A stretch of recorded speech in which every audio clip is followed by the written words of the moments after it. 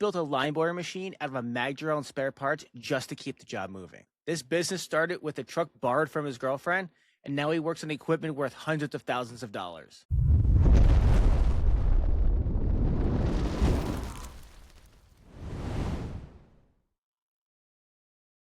You're running a welding business. I'm sure you've dealt with customers that don't pay, bad jobs, and equipment that breaks down at the worst times. James from Stubby's Welding has dealt with it all. He started his welding business with a portable welder thrown in the back of his girlfriend's pickup truck and no real business plan until it snowballed into a full-time operation. In this episode, we'll talk about how he built his business off of word of mouth only, a $14,000 repair that he did for a fraction of the cost, big mistakes that welders make in business, and one thing he learned the hard way: to finally stop customers from not paying. If you're a welder growing your business, this episode is full of real life lessons. So let's get at it. All right, James Williams, welcome to the show, buddy. How are you? Good, good. You? I'm great, man. I'm just as cold as you. So, Yeah. but you're up in Canada. So, I'm luckily I'm not up there all the time, but Yeah. no, I'm doing great here. Well, that's good. Yeah. Yeah. It's been cold here, but it's warming up, so that's nice. I was just texting some of our guys. I'm like, hey, it's been what like in the it's like teens for the as a high throughout the week and like last week. And I'm like, guys, how about this heat wave? It's gonna be like 30 degrees next week. This is amazing. And yeah, so they're not thrilled about that. Yeah, man. Well, so you run Stubby's Welding. Yeah. So give me a little bit about what you do there and what your business looks like. Well, yeah, I mostly do agriculture repair, so farm Mhm. equipment. Augers is a huge thing I've been getting into, the big swing augers I'm always fixing. Oh, yeah? Yeah, and then I do truck and trailer, like semis going down the road. We do a fair bit of fixing on those trailers. Mhm. And then, yeah, we're getting more into the sign work with the plasma table. And Christmas ornaments actually has been a huge thing we've started making. So we're glad Really? Christmas season is over because I bet. it, I it think gets pretty everybody who makes stressful. Christmas ornaments are. Yeah. Yeah. And we did we're letting people do custom ornaments this year. And yeah, it was a lot. I know Brooke is happy to not see an ornament for the next couple months. Yeah, I bet, man. Um, Give me a little bit about how you got started in your business. Uh, well, I mean, I gave up on welding after I'd worked in shops for probably like 3 years. I worked for a repair shop in Yorkton, and I'd worked for a trailer manufacturer before that. And then I worked in a steel yard briefly, and no one was sending me to school, and I wasn't getting paid great. So I quit and I went farming for guys, and I was just helping guys on the farm. And then I slowly started fixing stuff in my free time. And then this neighbor finds out you can weld, and that neighbor finds out you can weld. And next thing you know, I don't have time for a full-time job. So I'm just running around welding. And here we are 5 years later. We have a truck, a plasma table. I'm renting a shop. And yeah, I mean, I should go back and finish school, but I haven't. I'm just a first year welder. Because yeah, no one or the guy I worked for didn't want to send me back to school. And yeah, I got tired of waiting, and then the business kind Hmm. of just snowballed. Nice. Okay. So, like, tell me how you got started with your business. So you were farming. Did it just happen that the farmers found out that you know how to weld and just snowballed from there? Or like, Yeah, how like does that work? yeah, like I was working for a guy, and in my free time, he was kind of letting me use his shop, and guys just started bringing stuff over for me to fix. And then next thing you know, I bought a decent portable welder, and I had that actually in the back of Brooks' truck because my truck didn't work. And I started just going around yard to yard fixing stuff for guys. And even when I started, I was offering like to service guys air drills. I would come change the hoses, I'd grease everything. I was just trying to do whatever I could. And now I just round the clock, it's just welding. Hmm. God, so you were borrowing your girlfriend's truck to Yep. go to go do welding jobs. I love it.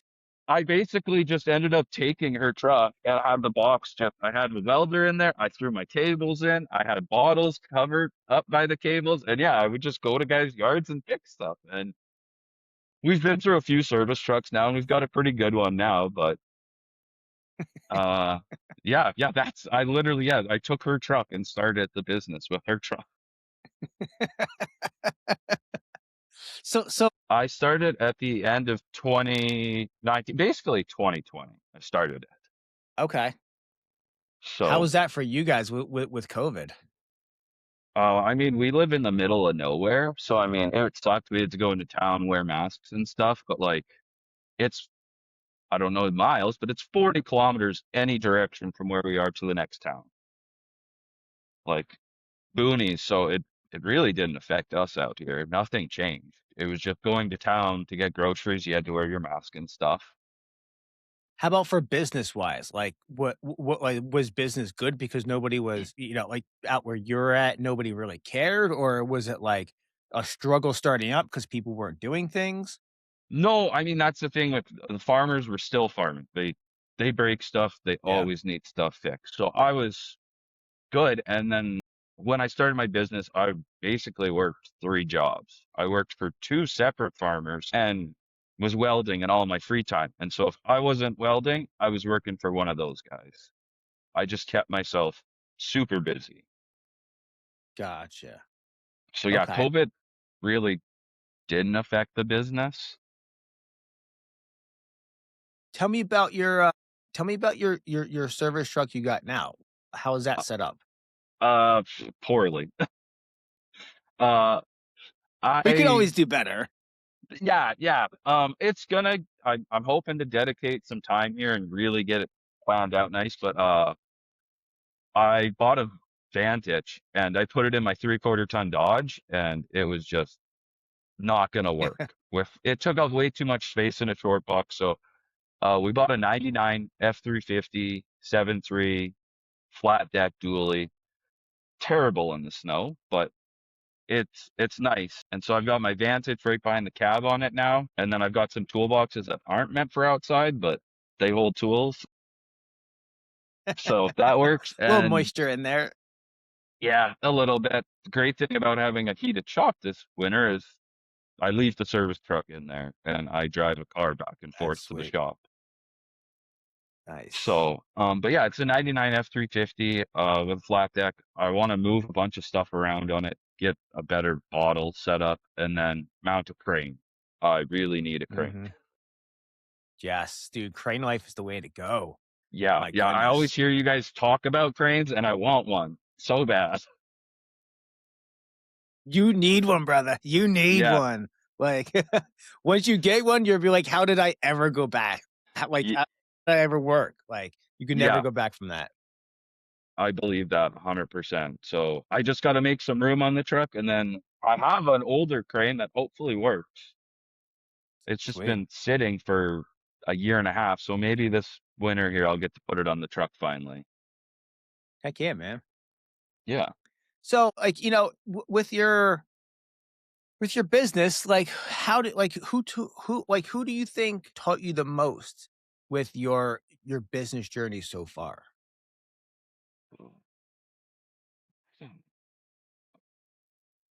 Probably my fiance, like she knows lots about, she worked for a startup before we got together and she knows lots about business and I know still nothing. She does all the books for me and stuff because I just lose paperwork. That's about all I accomplish. So you haven't worked with any you haven't taken any courses on business or anything like that? You just, N- like, straight up, like, "I'll do the work, I'll send out the invoice, and, you take care of the rest." Yeah, I mean, I started it and I was doing all of it and just horrible at all of it. Like, what? I have to pay taxes all the time? I have to charge this? Like, I jumped into the deep end knowing nothing. And I've been learning lots, but we do everything the hard way here, apparently. So, who do you think taught you most about welding? It sounded like you're kinda like, you went to school for a year. and Yep. then these employees or employers promise to send you to school, and then you're just like, "You got like, screw you guys, I'm out of here." Did you have any mentors who took you on? Did you have any old timers at shops that like really took you under your wing and taught you about like, the ways of the welding world? Totally. I mean, there is a guy that just retired out here from welding, and he has taught me a lot. We don't see eye to eye on a few things. Like he thinks plasma tables are useless, but I love mine. And I mean, if anyone's willing to tell me something about welding, I'll sit there and listen. Like I don't know everything, so I just, yeah, whatever people have to say, I'll listen to it. So, but I Mhm. think again, lots of the stuff I've just learned the hard way doing it. I learned some in school, and I learned lots working at a repair shop. Like, that's where I learned how to fix most of the stuff I do now. Now there's lots of Yeah, times like I just say yes. I have a terrible problem with saying no to people. I just want to fix everything. And lots of times I say yes, then I have no idea how to fix it. So then I'm going on the Facebook page asking guys if they've done it or Google and YouTube. There's so much you can yeah, learn if you know what to search for. absolutely. So you said you learned a lot of things the hard way. What do you think's the hardest lesson you've learned in business? Take deposits. Take deposits. And when you don't trust someone, like now with Square, like when I don't know someone, you charge the credit card before the truck leaves the driveway. Like I Yep. don't need to go work and then not get paid. Or like I did a job for some guy, some contractor I never met. And it took months of trying to get paid from him. He just wouldn't answer my phone calls. And finally we found his home address. And when you text him his home address, he wants to pay you all of a sudden.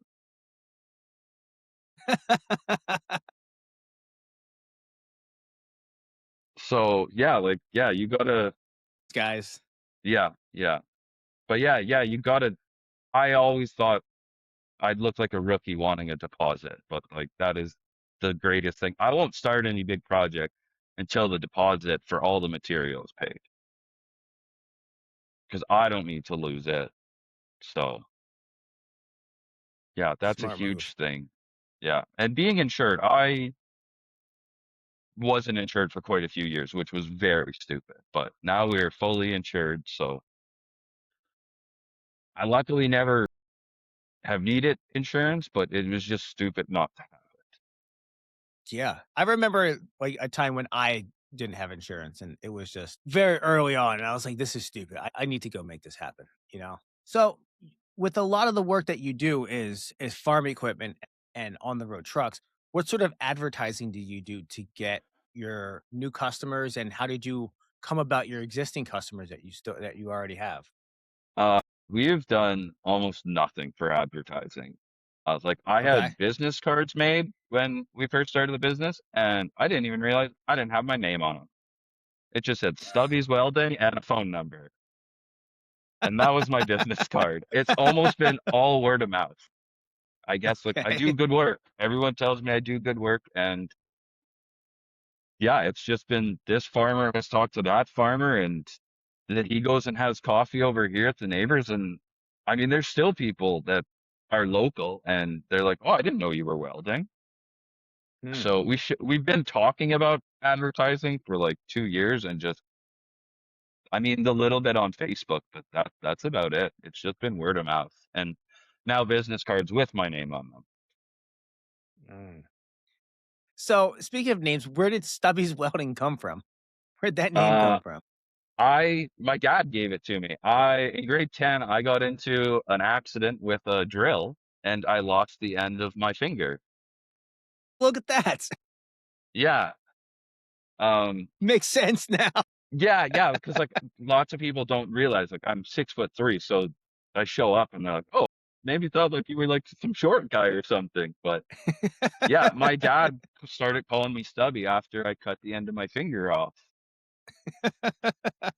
And it actually works out because like my dad is James, my stepbrother is James, and I have a few friends named James. So it's really confusing. So I've just been called Stubby for Call you Stub. Yeah, yeah. I mean, well, since grade 10, that's like 14, 13 years ago. So I'd probably that's where, do the same to my son too. yeah, but that's where Stubby's welding came from losing a fingertip. So Got it. Got it. That makes yeah, sense. So you said it's you and your fiance, right? You said? yeah, yeah. Gotcha.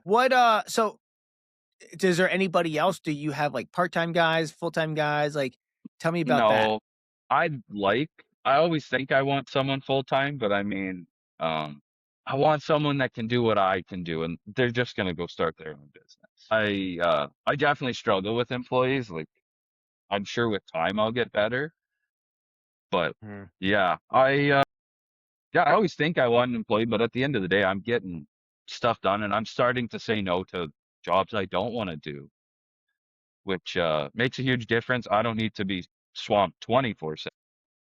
Staying busy, 100%.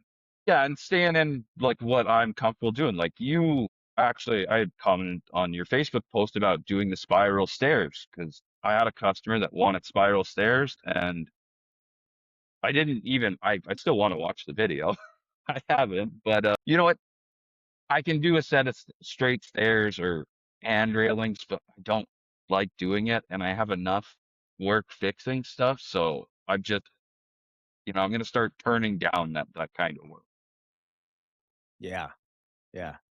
No, speaking of that video, I actually took that video it was a live video and it lasted like I don't know, 5 hours until my internet gave out and kicked us off, and it was just like, unless you've got 5 hours to sit down and watch us fumble through and, answer questions, like, I actually didn't, I took that down because it was just like, it wasn't worth anything, and then I did another spiral staircase after that and actually made a legit video of it. Oh, So, okay. like, Yeah. I have it recorded, I haven't edited it yet, but, like, if you go to the Welding Business Owners Podcast YouTube, subscribe to that, and then you'll be able to see it when I actually post it up there. Oh, okay. I think So, I did subscribe. I hope I did at least. If I good, didn't, I will. good. If you didn't, you will. Do it. Yeah. Yeah. And everybody listening, go do it. I've got some Yeah. videos up there. You guys can see the actual video of this podcast.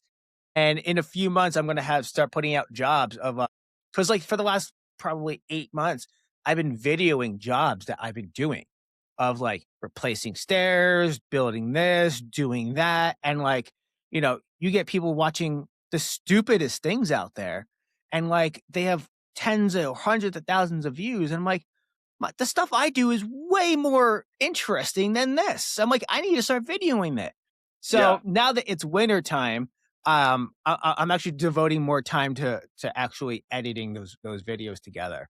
So I'll be dropping those, sometime soon. Okay. Yeah, that'll be sweet. Yeah, man. Um, so you said so it's you, your fiance. Do you have any kids or anything like that? No, just two dogs and a cat. Kids, I Okay, think eventually, but not right now. sure. So what is your like time work life balance right now? If she's doing the signs and you're doing this, like are you guys just like constantly working all the time? Like how to like walk me through like how that works with you guys. I, yeah, I work myself to death all the time. Like I was already at the shop this morning for a couple hours, Mm. and then I came home and showered to do this. And I worked yesterday. Weekends, I mean, I'm trying to take weekends off, but I usually work just all the time. And she had a full-time job and now she stepped down to part-time to help more with the business. And hopefully this just turns into her full-time at the business. And it'll be the two of Gotcha. us full-time. Okay.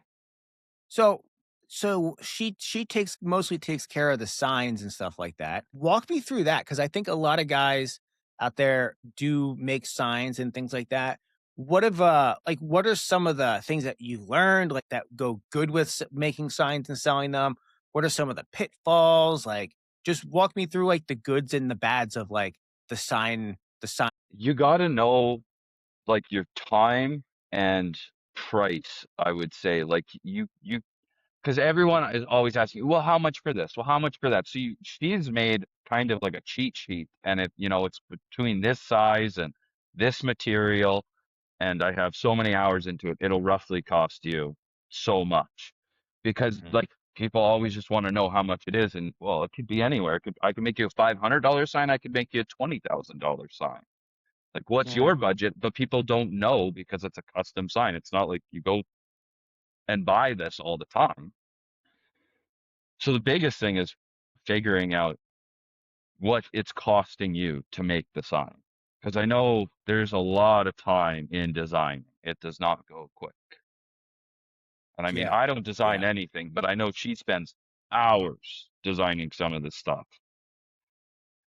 And I'm sure for the bigger jobs, we should probably start charging deposits because, some people you do a really elaborate sign and then they're like, well, I don't know if I want to spend that much. So then you're trying to backtrack and get them to do Yeah. the job. Mm. So it's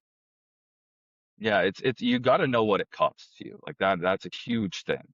And we didn't really know, like when we bought our first plasma table, we had no idea what we were doing. Mm. So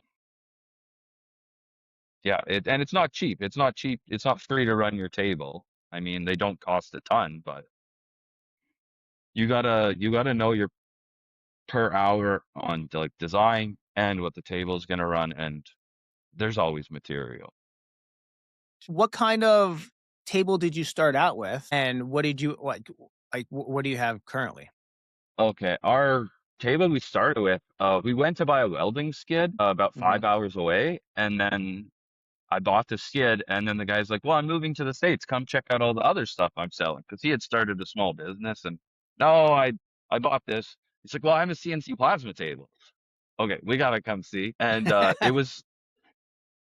it was a guy out of Ontario that built these.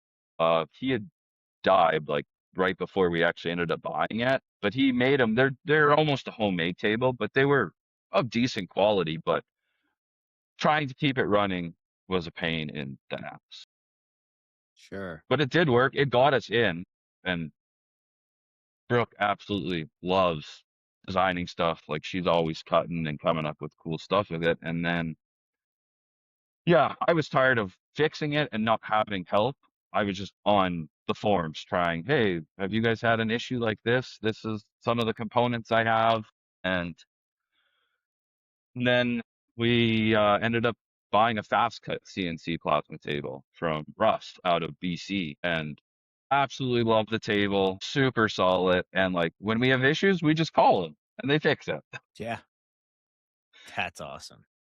So we really, What size really, what size it's a 4x8 with an 85 amp hypertherm sink. Nice. Very nice. So, I mean, at the time when we bought it, it was in our car and a half garage, and it took up half of the garage. And it was a pain to move in because I have 8-foot ceilings. So there were 7 of us that picked it up and walked it in and then turned it.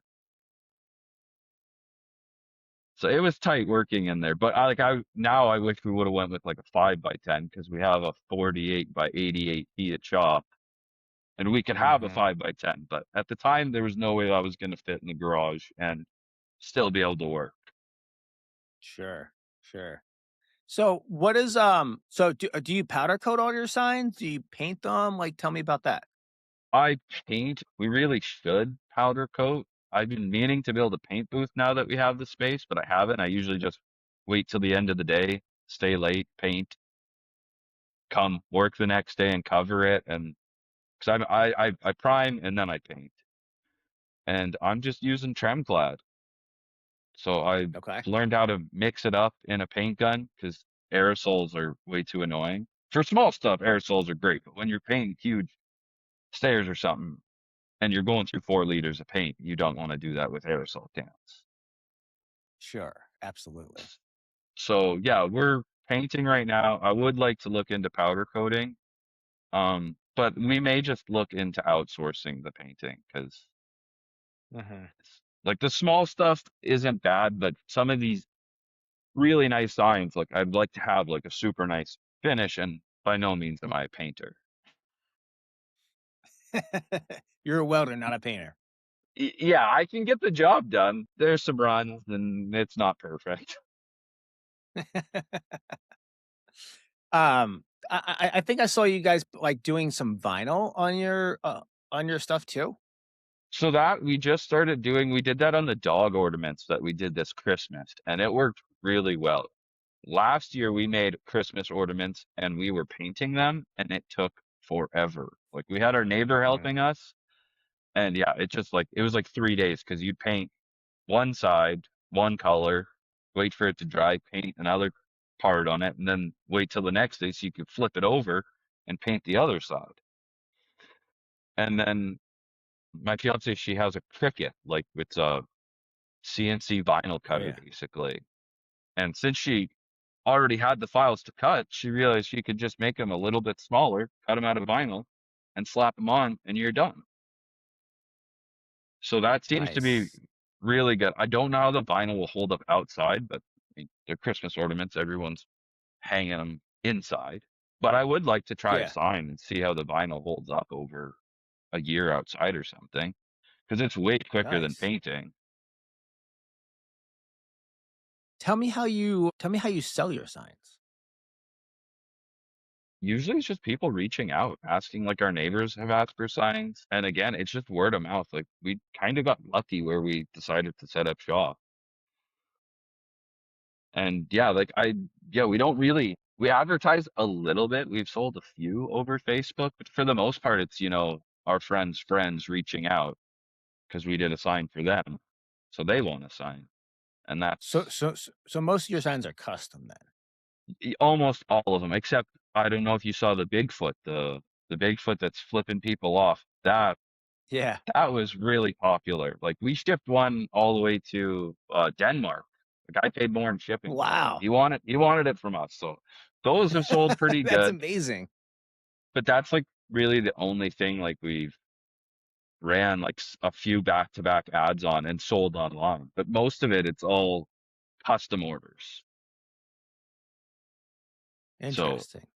yeah, I'd like to have more stuff just sitting on the shelf. I guess we did do garden markers last year, but like we're always a little behind. So like when we were doing garden markers, like people were like almost done with their gardens. So now this year we Yeah. have a ton of garden markers and we're going to be ready for when it comes spring. So when people are thinking, even before people are gardening or getting their garden in their garden, they're thinking about these markers and we'll have them.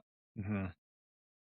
It's funny, like, when I first got my plasma table, I was thinking about, like, plasma like, getting into the, like, the roses and, like, just, forging roses and just first just plasma cutting them out on the table and then forging them. But then every time I thought about it, like, it was, like, middle of January, and I'm like, "I don't have enough time to, like, just start this right now. Yeah. I should be done and headed to powder coat right now," and I'm like so that lasted about maybe a year or 2, and then I was like, "Alright, that's a stupid idea for me. I'm not gonna pursue that." Yeah. Yeah, no, I mean this year, soon, hopefully, I'd like to start cutting all the stuff for spring. I know we need to cut, we're totally out of those Bigfoots right now. So I want to Mhm. cut a bunch of those, have them ready to go, and then cut these garden markers and maybe start advertising them before the weather, before it's too late again. So let's hop back to your ag and truck equipment repair business. Tell me like a little bit more about like your customers and how you some of the I don't want to say some of the troubles, but tell me about a time that somebody really screwed you over in your in your business on the repair side of things. Actually, it's one of the farmers that I used to work for. He has been known for not being the best for paying his bills, but he was always good to me. Like I worked for him for 2 or 3 years, and we got along okay. But then I started getting busier and busier, and I was just coming when he needed welding done. And then he started like I would fix something, and then the next day he would say, "Oh, it broke." I'm not paying. Well, I was like, well, I'll come back. I'll fix it. I'll stand behind my word. No, no, no. I went and bought new. Okay. So he was just You saying sure that about so he that? didn't have to pay. So now I won't even pick up the phone. I mean, he hasn't tried to call in a long time. I think he knows, but I got burned there, but it was a valuable lesson. I don't need to work for that guy. I don't need a bad customer. Like you said before, fire in your shitty customers. And so Yep. luckily I have had very few, but that would probably be the one time I got really burned. I know there's one guy I walked away from a job because he just wanted to do it his way and I wasn't there for that. And he had bought all these grain bins that blew over in the wind and they were all smashed and the lids busted off. And his great idea, which wasn't bad, is he was able to get all the roof pieces to build a new roof and he was just cutting the top two rings off, like making them like, I don't know, he was making them about 8 feet shorter because, and then we were supposed to weld all these tops back on. But like, he's a cattle guy. You're working with equipment that like he's got me up in the tractor bucket with this bin laying on its side, and then he's got a guy running a backhoe that creeps so bad, like the weld hadn't even like trying to tack it, the weld hadn't even cooled, and then this thing creeps and your weld breaks. And it was a job I was like, if you want to do it, I can get a buddy to come, I can get a crane, and we can do it right. And he really didn't want that, so I walked away. And I didn't want to answer his phone calls because he kept phoning me about it. And I was like, if you're not going to do it, I don't want any part of it. And then eventually I ran into him and he's like, well, let me know. I do owe you money. So I want to pay up so we're square. But he's like, I get if you don't want to do this. And I was like, yeah. If you want to do it my All way, you right. go away on vacation and come back and I'll have them done in like a week. I think there's still three laying over in his yard, and that's like 3 years later. He did get a couple done, and I mean they look fine when you drive by, but I'm sure they're all stick welded together and not painted very well, but they're there. They're standing, they hold grain, so Yep. yeah. Good old But farmers. yeah, yeah. Well, I mean, yeah, if they have cows, you can already tell that it's gonna be a shit show, in my opinion. Like it's the cattle guys. Like I have a lot of great customers that are cow guys, but like they are just so hard on equipment. Like if they ever Yeah. tell you that, oh, just come out, it's 15 minutes, plan to be there for the whole day. Even if that job is 15 minutes, they find eight other broken things while you're there and they want their money's worth. So they just keep lining. I have one customer not far from here and I go there and I'm almost done the job and he's like, oh yeah, there's two more things outside the door. And while I'm fixing that, he's bringing more stuff over. So it always Totally turns screws up into a your full entire day. day. Yeah, So with doing all the mobile work, what is one tool that you can't live without? Or like what would you say is your favorite tool for doing the kind of work that you do? mag drill. You can't go like I have two mag drills and I want to buy a third one. Just it's so handy when you have to drill a hole. And I don't know, it's just and then now too, like I mean, I'm really stubborn at buying the proper tools because I'm a cheap ass. So like I've made my own line boring setup with my mag drill, but Really? yeah, but it's not the bar isn't as straight as it should be, so I really need to have a machine shop make it for me. But like I took the hardest bar I had, drilled some holes in it, and then I had to die grind or grind these lathe inserts to fit in the half-inch hole, Yeah, okay. and then put a set screw in there, and it works. It's not the greatest, but in a pinch, it works. The mag drill I think is one of the handiest tools to have in your truck. That's crazy that you made one. Like I've maybe given that like a half a second thought, but I never knew of somebody who actually made one. That's amazing. I've I've seen like so many, and I talked like on your Facebook page there. I've talked to guys about it, and I pushed it off, and I pushed it off, and then like the one day I really needed it for a job, and I just made it, and I did my Milwaukee mag drill. I mean, I bought it out of a dumpster for $20, and so it's constantly fixing it to keep it going. Yeah. and it did break halfway through the job, but I did get it done. It wasn't perfect, but in a pinch, yeah, like it totally works. And I had a machine shop make me alignment cones. So like the cones are super nice for aligning. It's just my bar's a turd. So I'm gonna have them eventually make me a proper bar, and that's why I want to buy a third mag drill is just to have for my line boring Yeah. setup.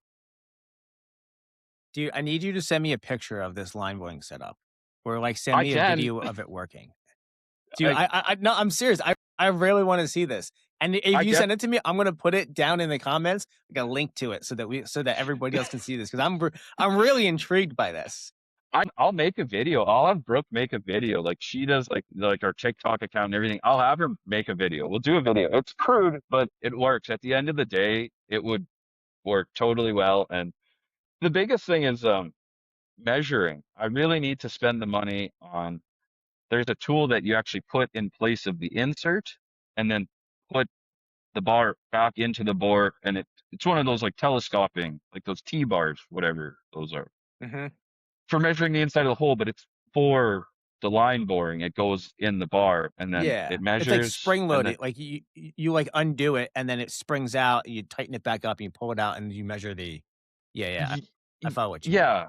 Yeah. And so like normally when you're using a lathe, like it's got a handle, but this one goes in the bars because taking the whole line boring apart sucks. And I mean, it's Yeah. not the I have it all bolted together. I should probably just put like quick pins in it, but it's literally like small auger U joints I just got at the place where I get my bearings and U joints from. I just grabbed what they had there on the shelf and some 1 inch shafts and a little bit of time on the lathe, and I made it from scratch. But the cones I couldn't have done. I'm not that Yeah. talented with a lathe to make centering cones. Yeah.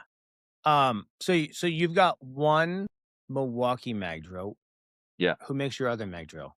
V'ger. Dude, Yeah, I was teeing you up for that because I just bought one of those. Okay, so we had a job and we were so I still have it. It's a DeWalt, and I bought it when I first started my business like 11 years ago. And it was I remember I paid $500, $499 on the money for it. Okay, we were polishing some half-inch stainless steel solid bar for a railing that we were doing. So I had my son come in.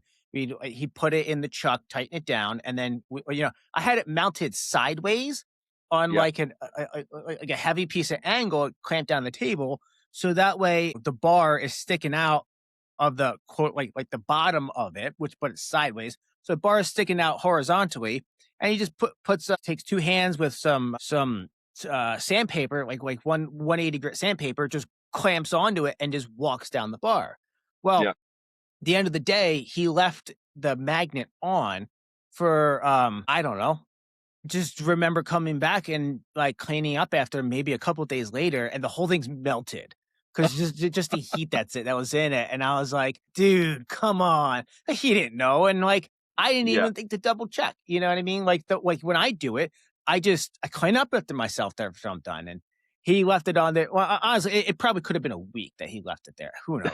Came back, like the whole plastic part of the magnet is melted, and I tried sanding it off, and there's just you see if the magnet worked anymore, and it didn't. And I was like, crap. Like I needed we needed to mag drill. I forget what job it was. We need to mag drill like a whole bunch of holes in some like half-inch thick. We had some channel.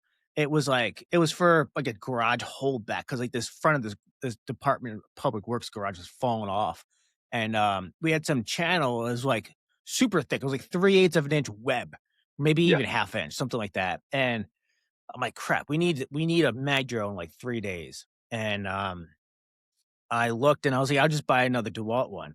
And it was $1,000. I'm like, oh, man. And I'm like, do I really want to spend $1,000? I'm like, well, maybe I'll just go buy like a Hogan or whatever and, just buck up the money for a really nice one. And, as I'm looking on Amazon, it's like 189 for a Viver. I'm like, shoot. I'm like, I'm pretty against a lot of their stuff just because of the quality. I'm like, but it'll absolutely pay for itself in this one job. Like, what the heck? Let me try a Viver. for like I think it was like with a coupon, it was maybe like 160 or 180 bucks. And yeah, it arrived and my guys knocked out this job and I'm like, I can't promise anything with this mag drill. I'm like, I it is what it is. I just bought it on a whim. Maybe it'll work great, maybe it won't. It was variable speed and everything. They Yeah. loved it. And I was like, for under 200 bucks, how do you go wrong for like a first tool like that? You know what I mean? Yeah. So, like I don't know. I've got a great experience with it so far. We probably got, I don't know, under 200 holes. I'd say we might have like maybe I would say hovering around 200 holes Yeah. with it so far. And man, I'm kind of impressed. Yeah. The only complaint about the Beaver is I thought I bought the one that didn't have that stupid quick connect on it, but that's the one that showed up. And those quick connect things are junk. Like, because you can only Are run they? those quick connect bits.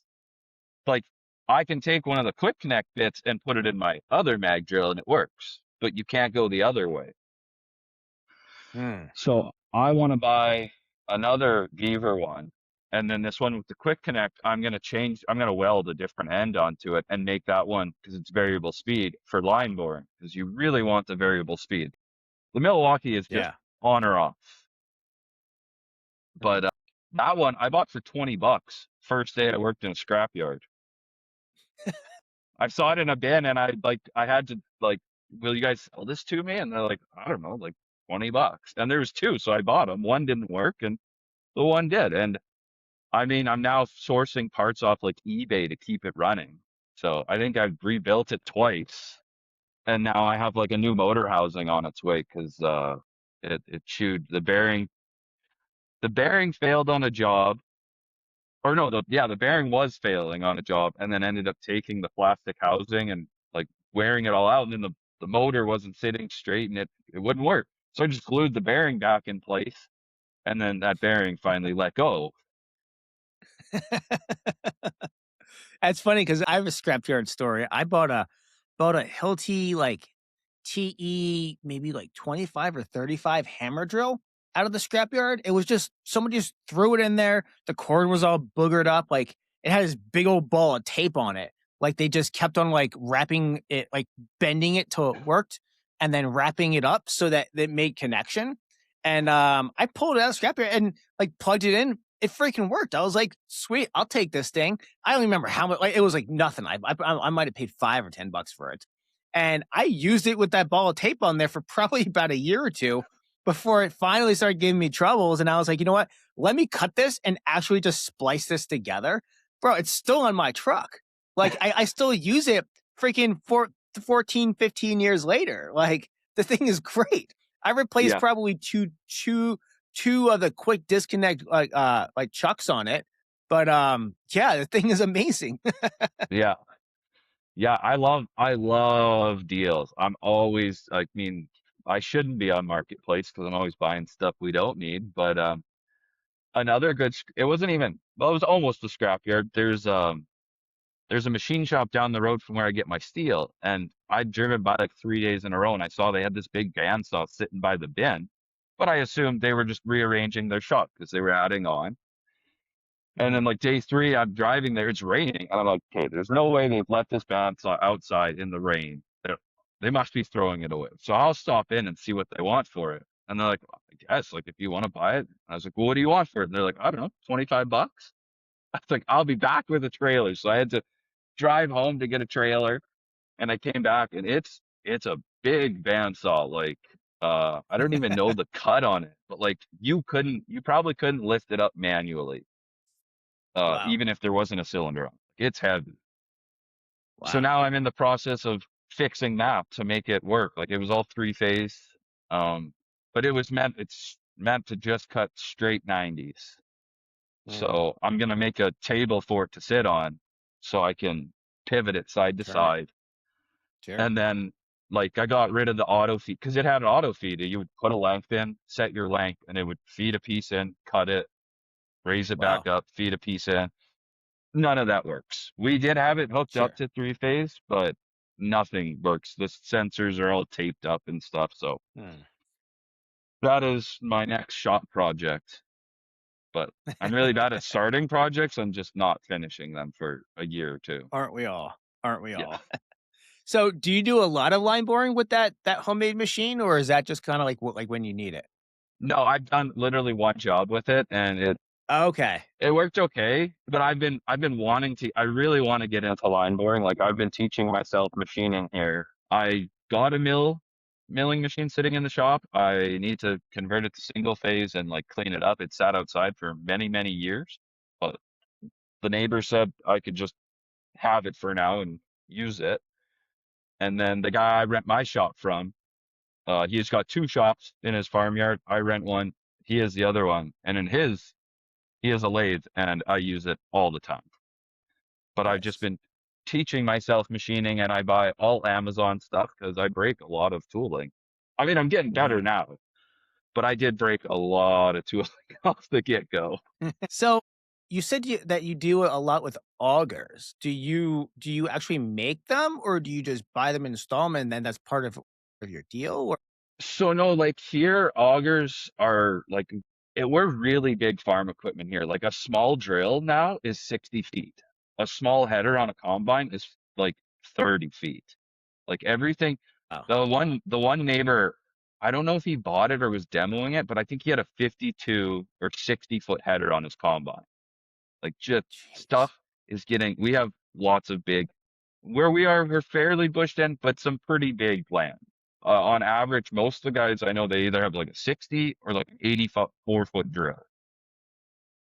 So Mm, like they're pulling it with huge power and then they move lots of grain. Like, I would say most farmers at least have one like 100,000 bushel bin, which is just, the thing's huge. wow. Yeah. And when you have a bin that big, you need an auger. Like the shortest, like a 100,000 bushel bin, the shortest auger that'll reach it is 110 feet long. And so they're a swing Wow. auger. It's 110 feet long, and then it's got about a 20-foot part that swings, and that goes under the semi, and you dump your grain into there, and it takes it up. And they wear out like crazy because grain is really tough on them. Mm, Fertilizer is even worse, and there's lots of yeah, I fertilizer can to see move. that. Farmers forget to close the valves on them when they're in the bin, and then they slowly creep down, and then they bend, and they get pretty expensive. Like I know actually a good customer of mine, I met him helping the neighbor unload fertilizer. Um, they bring their auger to you because fertilizer is really hard. And when they were leaving this yard, they turned way too sharp and they smoked a tree with this auger and bent it like crazy. And then they priced it out through grant and it was like $14,000 to fix it. And I was like, well, I think I can fix it for less. So they brought it to me in the summer and I cut it 13 inches shorter. Like I just took it apart, cut the bent piece out of the middle, welded it back together. I cut the end of the one shaft, shortened it up, and he's been using that auger for years. I mean, it says it's a 90 foot, but it's an 88 or 87 and 11 inches.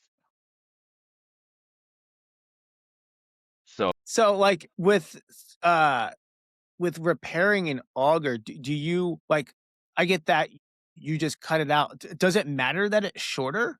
Like, does that so affect the performance of it? no, I wouldn't say it would affect the performance of it. It's just it won't reach. But I mean, 1 foot usually isn't going to make or break because they don't go by 1 foot increments like an auger. I would say now the shortest auger anyone buys is like a 70-foot swing. So like, it's like 70, 85, 90, 110. And then the longest I've Okay. seen around here is 125 feet. And those things are just, they're long. Like that's a big auger, but there's bins that are big enough. You need that. And actually, What the sort of performance diameter are you talking about with that?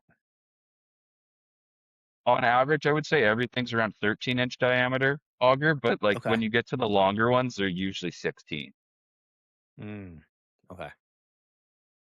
I guess, and like the shortening of it would probably affect the it a little bit just because the more of an angle you are on, like the steeper it is, the less it moves. So the longer you are, the easier it flows up. But but I mean, 1 foot really won't make it. I mean, they've been using it for two years now, and it's fine. Mm. So Do you do you ever have to like remake the flute for it? And Yeah. is that Uh, how do you do that? well, you can buy the flighting. I mean, there are Oh, tools I've gotcha. seen. Okay. I have seen like you can buy a tool now that you can make your own flighting. But like my one steel supplier, they're slowly getting out of flighting. But then there's a place, Rosetown Flighting. They're not local, but they ship. They're really easy to deal with, and that's all they do is flighting. And I don't, I think they make some in-house, and then some is specialty stuff that they get from suppliers. But every piece of flighting for farm equipment they have, and if they Wow. don't, they can Okay. get it. So yeah, I mean, I've definitely Interesting. patched like little pieces before, but to fucking spiral that yourself, yeah, you need a special tool for that. Yeah. Yeah. I tried fixing well, I didn't try. I did fix it. It was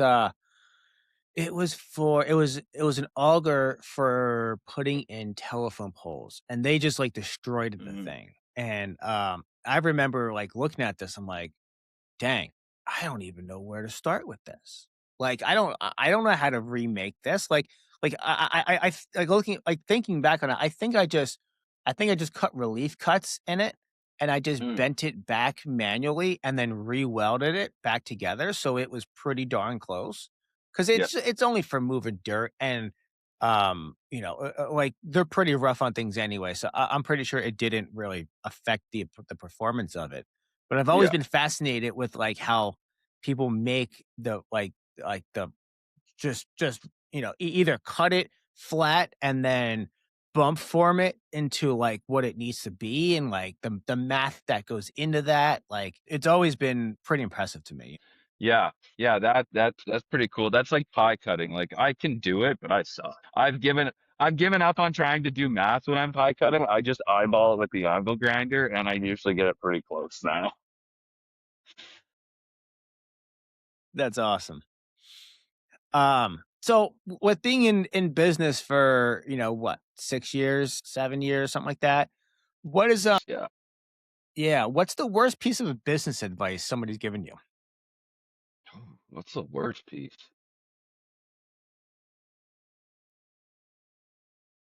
I'm gonna have to think. I don't know what the worst business advice I mean, maybe you know what? No, that's probably financing. Finance stuff. Just finance. Just buy it. We've financed one thing for the business, and that was the second plasma table. Mm, Besides that, we've paid all cash for everything because like payments can kill you. Like right now, if I have a bad month, I have my shop rent and my plasma table payment. That's it. I owe nothing on my truck. I owe nothing on my tools. Like financing isn't a bad thing, but just how easy it is to finance stuff nowadays, it can get dangerous really quick. yeah, absolutely. Because like I've had lots of farmers just tell, oh, just put up a shop, just build a shop. Because I was without a shop for a long time. I don't have $1 million burning a hole in my pocket, and I know someone will loan me it, but I don't want to owe someone that kind of money. Yeah. Eventually, but like yeah, like a shop was a hard thing for us to come by because middle of nowhere, every farmer is using his shop, so they don't want to rent it out. Mhm. So we got lucky with this one, but yeah, like you can't just finance everything as much as the bank will let you. Yeah. You just got to be really careful about that. Mhm. So, if you were to do it all over again, what would you change? I'd start with a better truck. A good set Okay. of wheels. A good set of I've just always driven junk. Like right now, the car I'm driving back and forth, I bought for $700 and the hood's ratchet strapped down right now. But it gets me from point A to point B. But like I should have started with a nice dually too. But yeah, like I would have started with a really good truck. Cause yeah, just throwing stuff in the box just it works, but it sucks. And when you're Yeah. organized, it looks a lot better when you show up to a job versus when you're digging through the truck box to find some piece of steel to do that patch. Yep. What is one thing that you wish you knew before you started? Oh, I wish I would have taken like some sort of business class. Like I'm so clueless when it comes to that, but And now I'm going to use the excuse I don't have the time to do it, but I'm sure I could make the time. But Yeah. yeah, taking some sort of business class, like just there's so much to know on the actual operating side of the business that like Mhm. I knew nothing when we got into this. You had a weld. That was it. That was what you were good at. Yeah, Awesome, man. Well, as we start to land this, give me one piece of business advice that you would give to somebody in your shoes who does your type of work. stand behind your work. Like, Mm. like, I mean, we all make mistakes, but like, I mean, just the other day for a customer of mine, I welded a fitting on his hydraulic cylinder. And I don't know if I hit it with the grinder or something, but his threads never sealed right. And I told him, like, you bring that back, I'm warrantying that. Because he was like, no, I Mhm. just want it fixed. Great. Like, I'll pay again. I was like, well, no, like, I think I messed up. So mistakes happen. Just be upfront about it. Like, guys are really forgiving. If you treat someone good, they treat you good. Yep. Yeah. Awesome, man. Well, James, where can everybody follow along with what you Stubby's Welding on Facebook. I believe we have we have a TikTok and we probably have an Instagram too. probably Probably. somewhere out there in the interwebs? Brooks, I'm sure, made an account. But yeah, she posts, I think, almost every other day on TikTok. And then we try to post weekly on Facebook. But yeah, that's Cool. where to find Facebook or TikTok. Awesome. Well, man, I really appreciate you taking the time and sitting down with me. Yeah, yeah. Thanks for having me. It was cool. I always I've listened to like I think every single podcast of yours. So Thank you. We just crossed over 100 episodes, so yeah, that's a lot of time. sweet. Yeah. Actually, that's speaking of Max with CWB. I was Yeah. in school. He didn't teach me, but he was in the welding shop when I was in school. Oh yeah, that's awesome. Yeah, yeah, yeah. So Yeah, he's a cool dude, man. I really enjoy his company. yeah, yeah, yeah. I've listened to his podcast too a little bit. So Nice, nice. I'll tell him that he gave you a shout out and to tune in for you. yeah, sweet, sweet. Awesome. Thanks, James. I'll talk to you soon. Yeah.